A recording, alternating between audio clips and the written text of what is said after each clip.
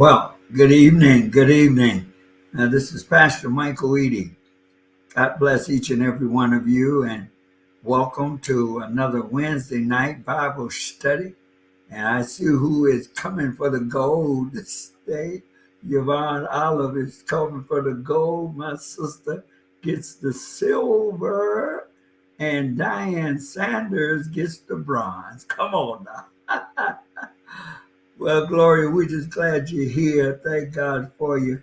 But Yvonne was ready for that gold, and my sister for the silver, and Diane Sanders got the bronze. But we're just so grateful for each of you coming in again tonight and sharing in.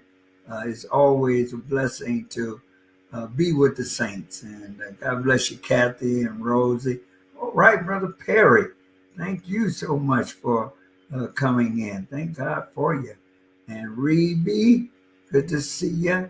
And it's always good. Brother Head, Brother Head, Brother Head. You the man, all right? And we need to talk this week, okay? God bless you there, Ebony. Thank you so very much for coming on. Yes, thank you all. It's always good. You know, good to see you, Gloria.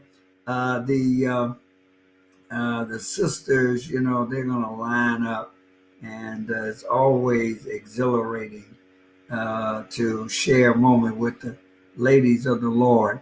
But I tell you, nothing gives me a surge like seeing the brothers showing up for Bible study, and just always happy to see the men being represented in the audience, and so we're just grateful for all of you. As I said, the gold arrival went to Yvonne Olive. The silver went to my little sister, Sister Terry Magic, and the bronze went to Diane Sanders. And while I'm just kind of giving people a moment here to gather, on next Wednesday, um, we'll probably, for the viewing audience, the virtual audience, we'll probably replay some very thought provoking message that the Lord has inspired us to share because next week we will be in the introspection. The introspection is a new phenomenon for the People's Church of the Harvest. And it's an opportunity where we will gather in small groups. And so next week, starting at the 7th, Monday the 7th through the 11th, we're going to be meeting in various sessions. And so next Wednesday, I'll be meeting with one of the small groups in the church. So I won't be uh, physically and in live on next week. Next week we'll have somewhat of a repeat. But I'm saying to People's Church, please get with your group leaders and let's be a part of the introspection. And yes, and just give you a quick overview of what and why the introspection. The reason is twofold. Number one, I want to take opportunity to share with all of the members and even those of you who are in the digital audience with us that have been joining us. I want to take a moment and engage us all in self reflection and self discovery around our own thoughts and feelings. If you are like me, and I know that you are, we're all having, as we have pilgrimaged through these past 2 years, we've all had varied emotional swings to the highs and to the lows.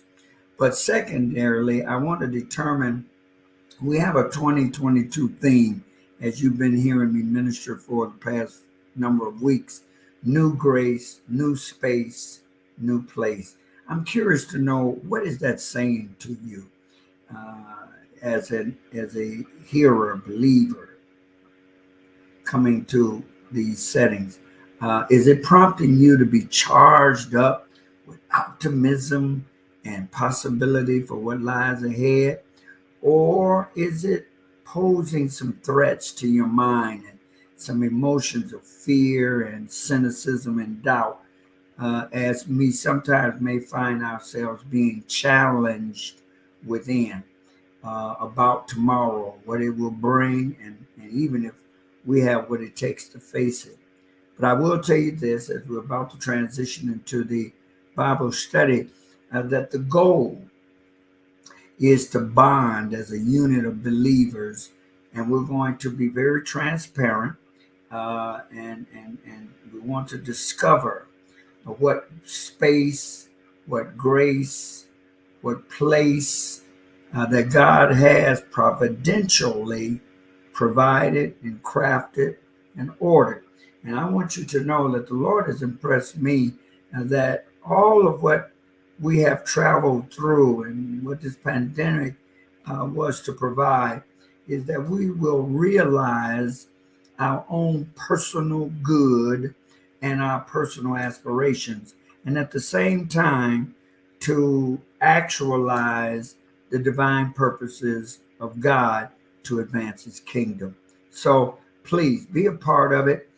There are some documents that I've sent to every member of the People's Church of the Harvest, and I pray that you've received it by email. But if there's any member that has not received the overview of the introspection, there's 2 documents, please text me at 773-531-4411. Again, 773-531-4411.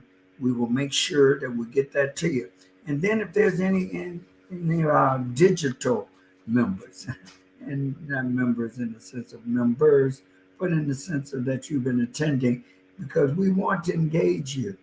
Maybe there would be a decision you'd like to make about joining into with this fellowship, especially if you see that it is a ministry of merit. And we will send that information to you. In fact, I'll send it to you, even if you don't choose to attend.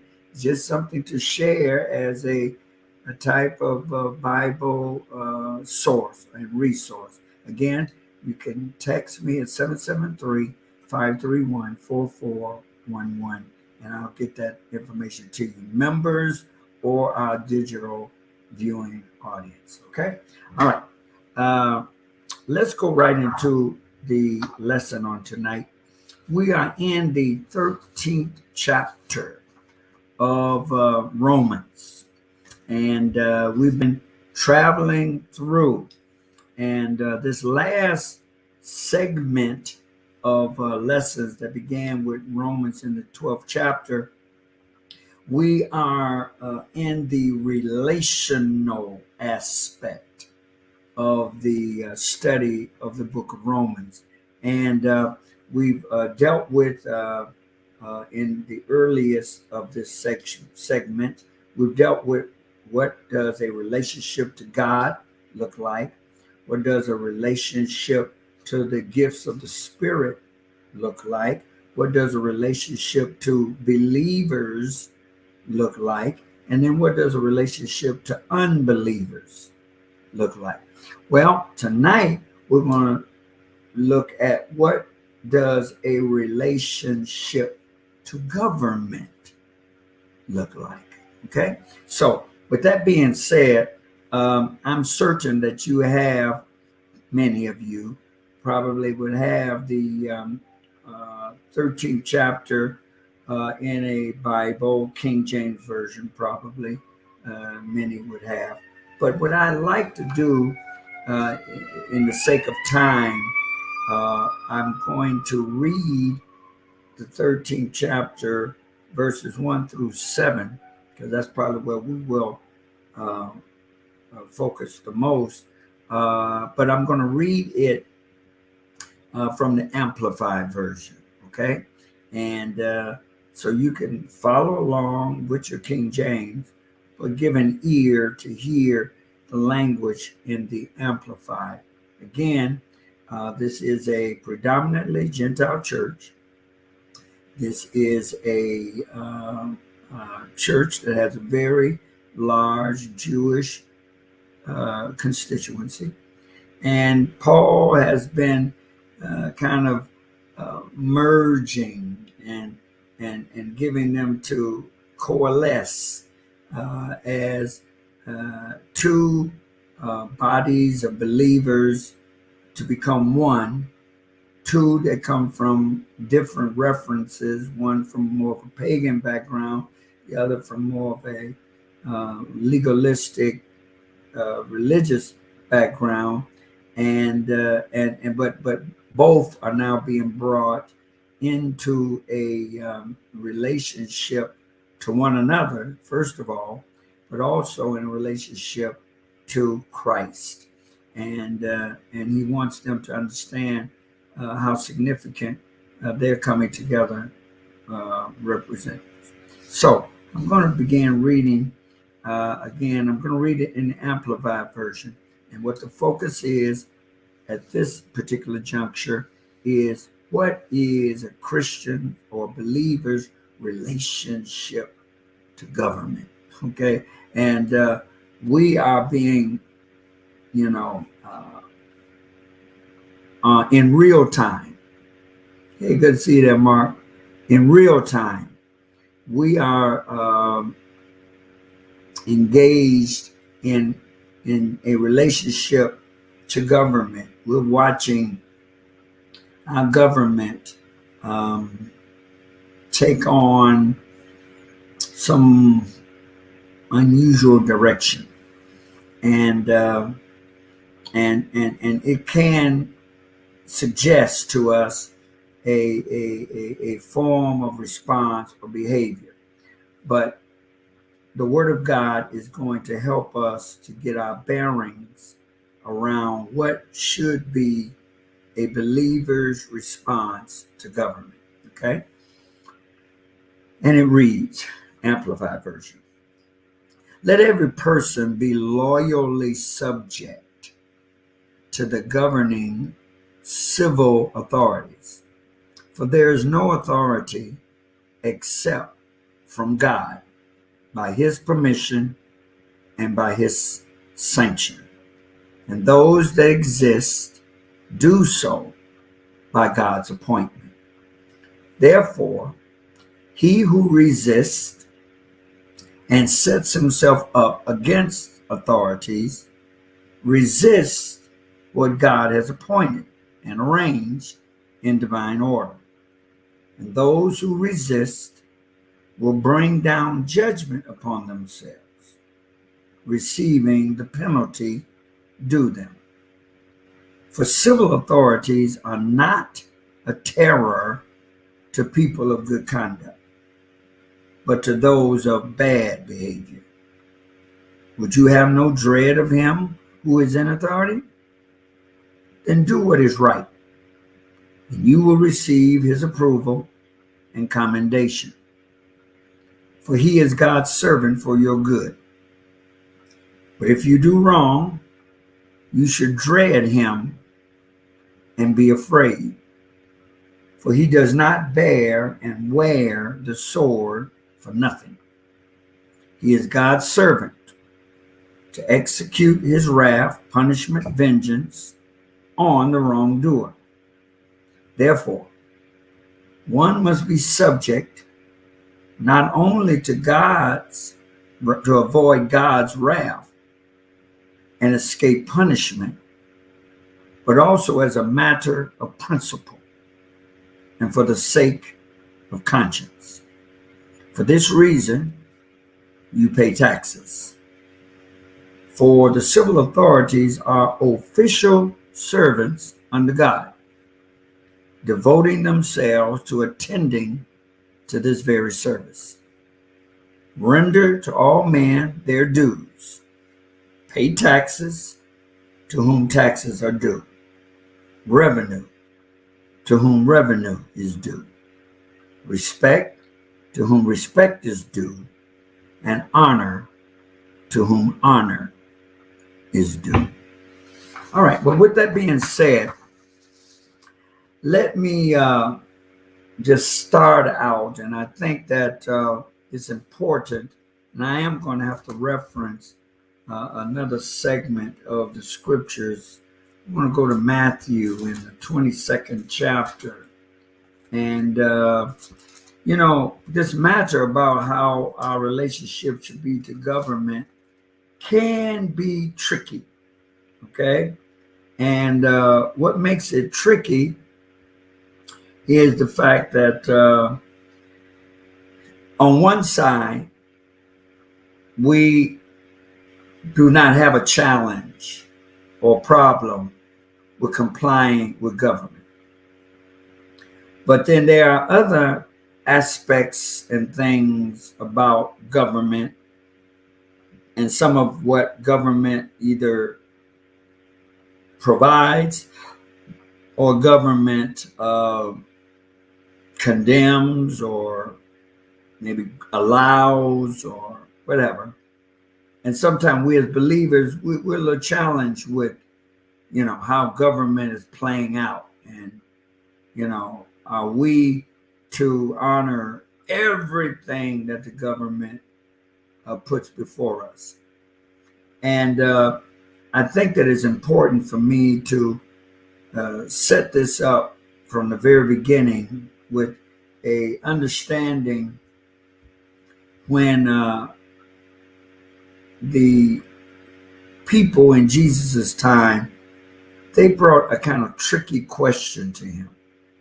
And it was about government. It was, hey, Messiah, Holy One, what is your position? What do you say to us when the government is compelling us to fulfill certain things?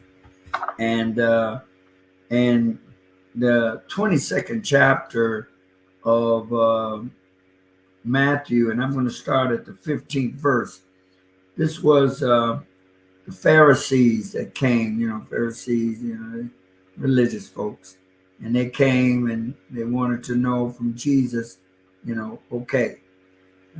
And I do want to help you understand the primary role of government is the collection, the management, and the levying of taxes. Okay, so let's be clear on that. That's pretty much so what government is in place to do. Now, certainly, government houses the various institutions, and we're going to talk about that. It establishes and enforces the laws and the customs of which a collective group of individuals in a particular area, geographical area, are to comply with. But again, the primary role of government is the collection, management, and the levying of taxes. So that's where we're going to find this particular inquiry being made of Jesus in the 22nd chapter, starting at the 15th verse. And it says, then went the Pharisees and took counsel how they might entangle him in his talk. So they're trying to set him up. And they sent out unto him their disciples with the Herodians, saying, Master, we know that thou art true and teacheth the way of God in truth. Neither carest thou for any man. We know that. For thou regardest not the person of men. Okay, so they're kind of setting them up to say, we know you're a man, honest man, truthful man, but we know you're not controlled by nobody. And we know that, you're not, you don't operate just to accommodate another man. Okay. He said, tell us, therefore, what thinkest thou? Is it lawful to give tribute unto Caesar or not? But Jesus perceived their wickedness and said, why tempt ye me, you hypocrites? Then he said, show me the tribute money. In so many words, he said, show me a coin. And they brought unto him a penny. Now, it's not a penny like we might know penny. But he brought to him currency, but currency that was issued by the government. And he said unto them, whose image is on this coin? And what superscription is on this coin? Now, on this coin was an image of Caesar, okay? And Jesus used that to give a very powerful statement. And he said unto them, Caesar's. And then he said to those that were inquiring, he said, then I want you to render therefore unto Caesar the things which are Caesar's, and unto God the things that are God's. Now, that is a powerful slicing of the pie. What he said in so many words is that as a believer, we should honor and we should fulfill what things that Caesar requires, or government. We should fulfill it. But then he gave a caveat and said, but never forget that there are things that God requires. And if God requires something that is in conflict with what Caesar requires, he said, give unto God what is God's, and give unto Caesar what is Caesar's. So that's how we have to have a mindset about our relationship to government. You know, we heard a number of things that I read there. We heard that, you know, we should be subject to the civil authorities, and that is true. And what we came to hear was that what authorities that are in place, God put them there. The present president we have, God put them there. Our current mayors in our cities, God put them there. Our aldermen, our councilmen, our village trustees, God's put them all there. And they are there by God's permission. He has sanctioned them to be there. They're really his servants. And so God is saying, as we read, he does not want us to have an adversarial relationship to those that are in government, because God has placed them there. They're there by divine appointment.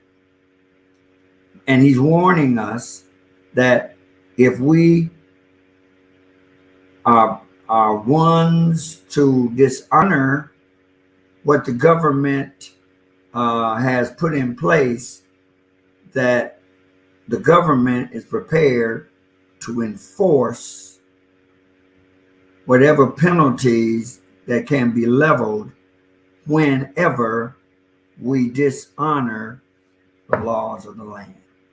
And I think all of us have had our experiences with that, you know, in the sense of, you know, you don't pay your taxes, there's some penalties.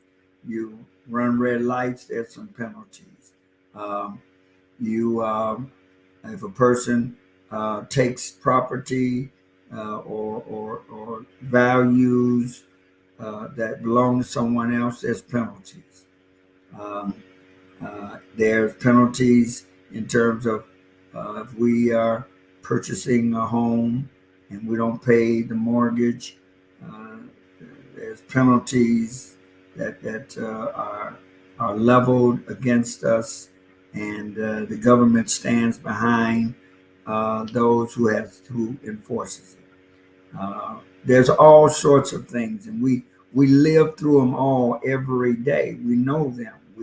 We know what it is, and if we were to fraudulently um, acquire money through some illegal means, it could cause us to become incarcerated. We could People end up in jails simply because they break laws.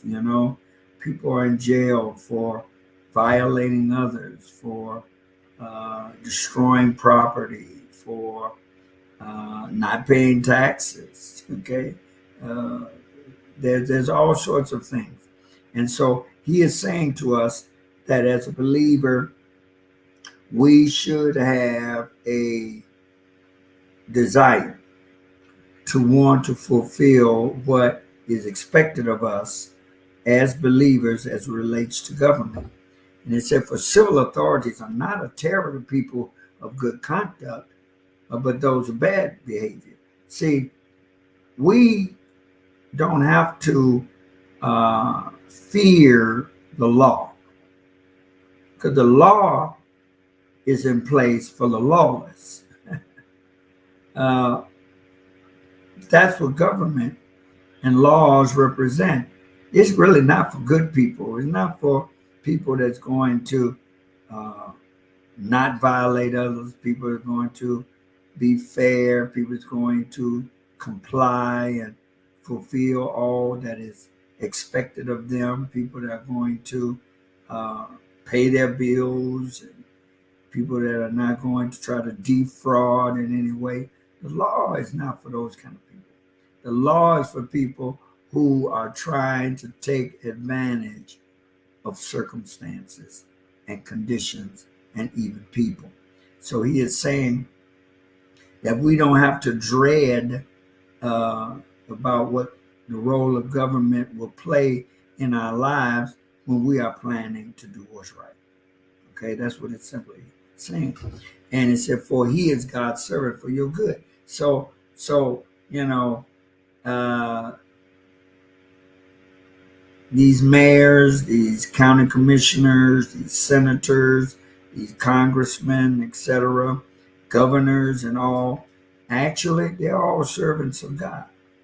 And they're really put there for the good of people. Now, the truth is, anytime you have humans doing anything, you can bet your life on it, something is going to go wrong. Okay?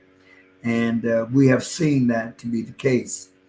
But in terms of as an institution, they were set up to do the will of God. And it said, but if you do wrong, you should dread and be afraid. And the reason is, it said, he doesn't bear the sword for nothing, meaning that penalties are brought against even believers. Okay, none of us are exempt. All of us are required to fulfill certain things in certain ways as it is proper for how we coexist in a space together. And it said, therefore, one must be subject, not only to avoid God's wrath, but to escape punishment. Okay?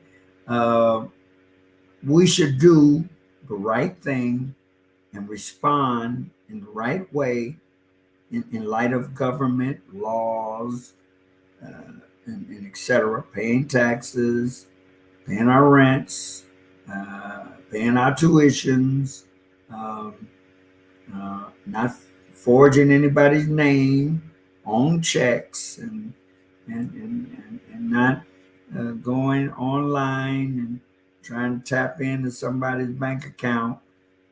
Those things are not right, and there's laws against that. And if one violates that, and then the punishment and consequences comes down, well, that's just why laws are in place. Okay, and it says, and we should do it as a matter of principle and for the sake of conscience. You know, uh, we should want to comply with the laws of the land, um, because that's God's way. That's God's way of of giving order and direction to a collective group of people in any given space. Okay, and and we should do it for principle's sake, but you also ought to do it for conscience sake. Because now watch this: as a believer, we should be not be able to live with ourselves if we're breaking laws. There should be some level of condemnation, some uneasiness. We should be unsettled when we're not doing and not being law abiding. Okay, and and that applies, as Jesus was saying, that applies to paying taxes. We should pay our taxes. Okay, and if you don't pay your taxes, um, say on your properties, by law they can come and take your properties. Okay, you don't pay your taxes, uh, like income taxes, and you withhold it, they can fine you, they can imprison you. And there's people that are in jail just because they didn't pay their taxes. And what God is saying, they are official servants of God, and they are doing God's bidding. And then he said, render unto all men their dues, meaning all men. Men like at the city level, men like at the county level, men at the state level, men at the federal level. Render to all men their dues and pay taxes where they're due. Okay? So, and all of us see it with any kind of income checks we receive, that there's deductions for city taxes, there's deductions for county taxes, state taxes, federal taxes, and this is tax filing season, and you're going to see all them taxes going out. And I know, man, you don't like it. You say, man, that's my money going right out the door. Well, uh, it's just the way it is in the land, and it's proper. Okay, but let me just shift to something to give a little more clarity on something. There was a incident, and I'm just going to read it to you, in the book of Daniel. And I think for me, it's one of the clearest examples of government and the extent of who the God of this world, the God of this world, who is Satan, the God of this world, um, what the extent of the authority God is giving him. Okay, see, I want everybody to be clear on this. God runs everything, but because of sin, man gave over to Satan control of the world, in the sense of the world system. So there's a world system in place that God allows, that Satan runs, but it's all under God's authority. God is still in charge. And Satan really works for God. Okay? He really works for God. But God gives him latitude because, God's just, and man gave over when Adam sinned. He gave over. God really had given it all to man. Man gave it all back to the devil. And that's why we got the situation we have today. So Satan is the God of this world. And there was a situation in Daniel. And this is one of the clearest examples. I want you to listen very closely. This comes out of Daniel, in the 3rd chapter of Daniel. And I'm going to read the 2nd and 3rd verse. And I want you to hear it. Because Nebuchadnezzar, just to give you a backdrop, had set up an image that everybody, a golden image that everybody was supposed to come and bow down at the image when the music played. When the music started playing, you bow down to the image.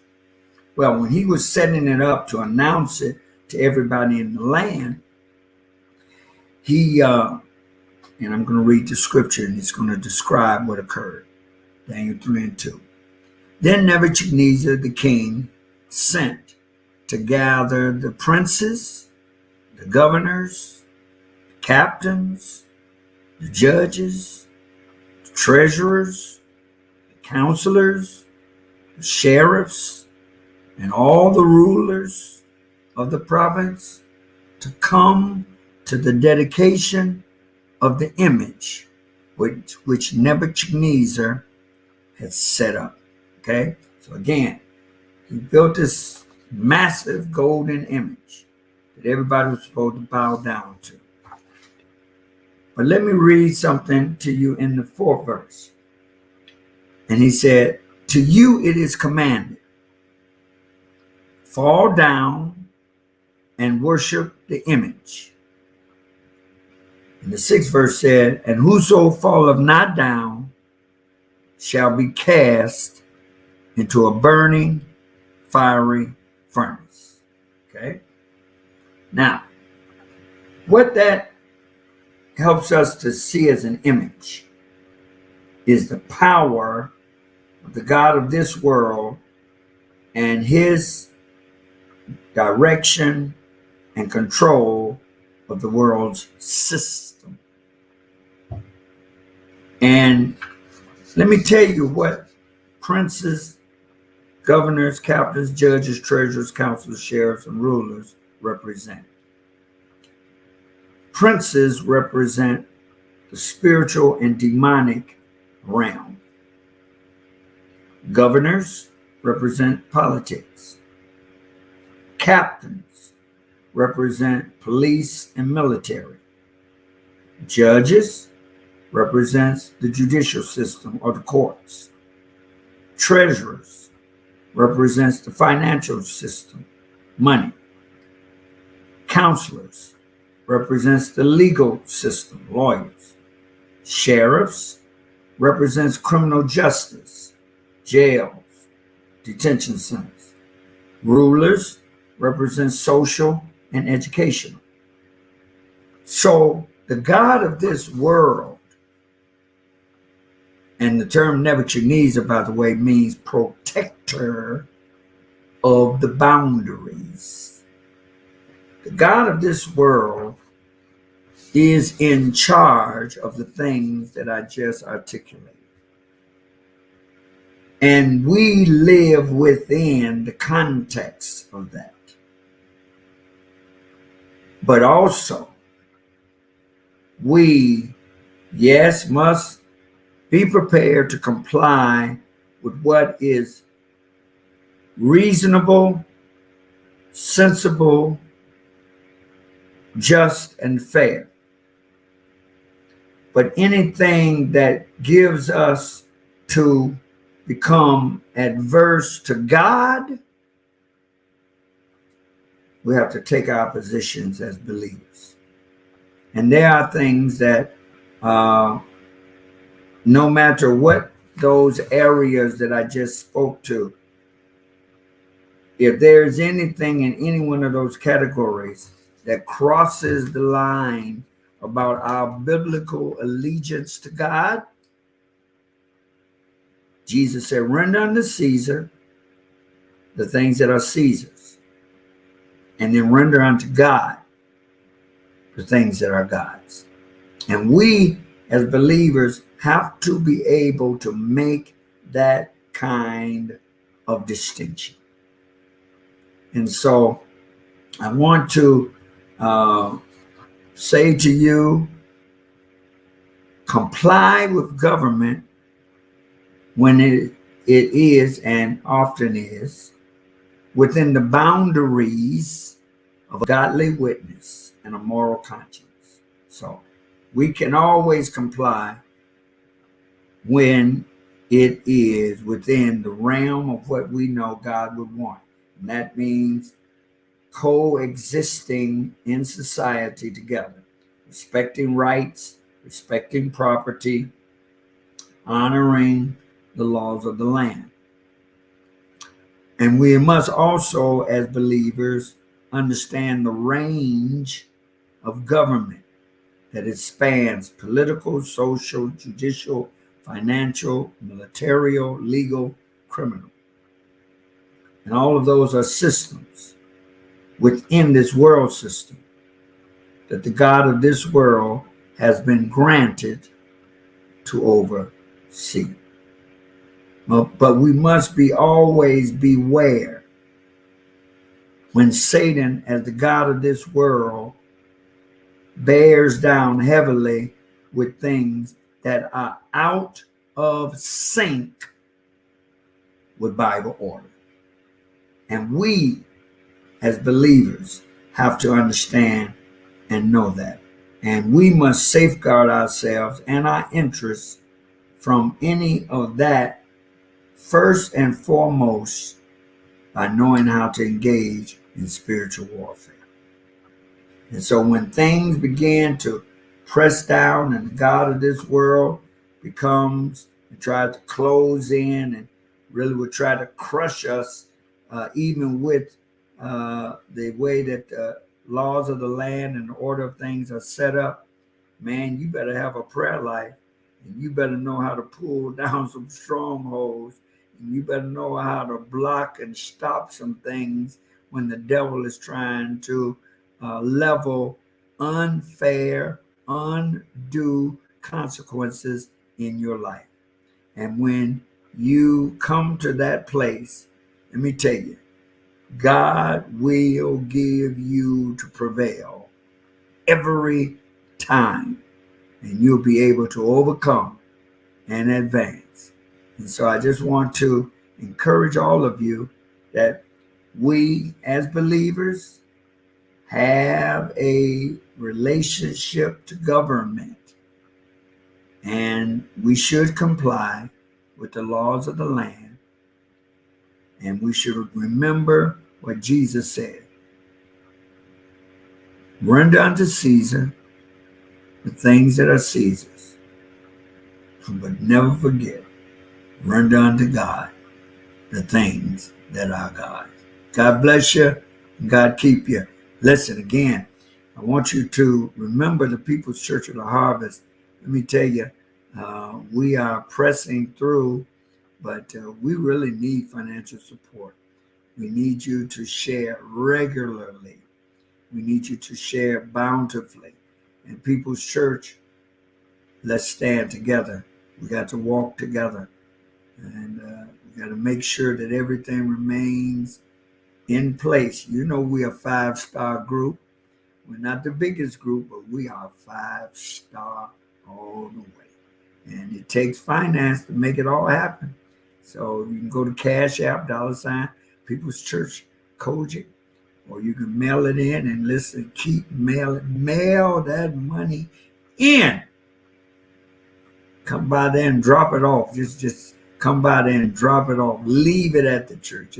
Even if you can't come into the church building, even just come by on Sunday. And even if you got to still be watching on the phone, you're not ready to walk in, come by there and stick your head in the door and say, put this in the offering basket for me. I love my church and I'm going to support it. All right? Listen, if you want that information for the introspection, if you're a member, And if you're not a member, but you want that information, text me at 773-531-4411 and give me your email address, and I will make sure you get it. And even if you might not even be planning to attend, I'm talking about non-members, because every member should be planning to attend. And if you're not sure what group you're in, or if you weren't assigned to a group, you've come on later after the groups were formed, then you still give me a text and I'll make sure you get it and I'll assign you to a group. Just text me, I'm not in a group, but I need that paperwork, and I will put you in a group. And much of that has been set up in terms of the times they're going to be meeting. God bless you now. I got to go. Love you all. Be safe, be healthy, go in peace. God bless you.